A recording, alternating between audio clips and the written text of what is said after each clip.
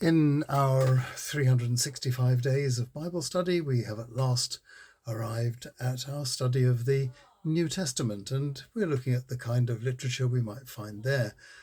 At the moment, we're going to begin with the earliest Christian prayers, beliefs, and creeds that we can find in the New Testament. And today, on day 224, we're going to begin with the Lord's Prayer, and we're going to look at the version of it that's less familiar to most of us, the version of it that we find in St. Luke's Gospel, chapter 11, verses 1 to 4.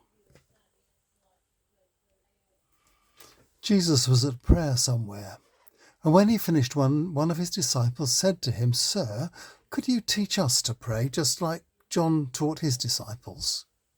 He replied, "When you pray, say this: Father, hallowed be your name. Your kingdom come. Give us each day our daily bread, and forgive us our sins, because we personally forgive everyone who is in debt to us. And do not bring us to a harsh trial."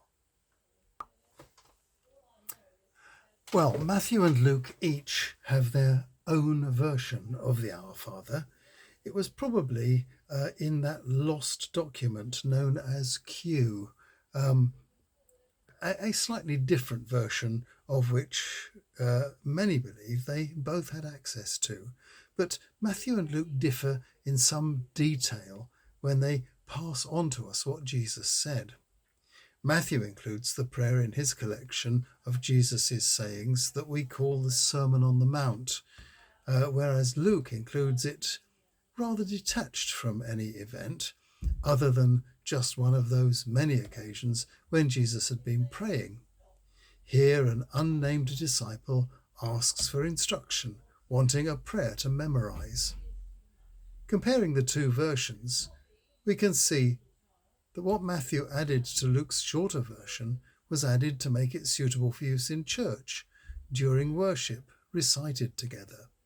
The prayers for bread and forgiveness, on the other hand, seem crisper and less vague in Matthew, and therefore probably more original. So we might guess that Jesus' original might have been something like this: Father, hallowed be your name. Your kingdom come. Give us today our daily bread, and forgive us our debts, as we have forgiven those in debt to us, and bring us not to trial. Any Jew could have prayed Our Father in heaven using the formal word for father, Abinu, but we know that Jesus used the word for dad or daddy, Abba, which made all the difference in the world. Instead of the fatherhood of God being something theological, because of Jesus, it became a relationship with a very intimate personal dimension. There is no doubt that this prayer is very old. Q itself might have been composed as early as 50 AD, in the first 2 decades of the life of the church. If the Lord's Prayer had been memorized and repeated in church services, that would have been where the author of Q acquired it. Matthew's version was probably affected by an Aramaic version, as used largely formerly Jewish congregations during worship. Luke's sparer version was more affected by his written source in Common Greek.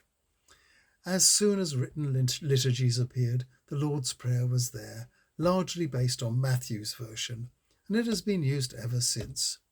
In most Christian liturgies, it finds its way into services of the Word, accompanying the intercessions, and in Eucharistic liturgies, just before or sometimes just after communion. The words "Give us this day our daily bread" affected how frequently the Eucharist was celebrated in the medieval Western Church. When we say these words, we are almost certainly saying something very like the prayer Jesus actually gave his disciples, some of the most ancient and original words in the New Testament. Well, tomorrow we find the words of a very early Christian sermon, reported in the writings also of St. Luke. See you tomorrow.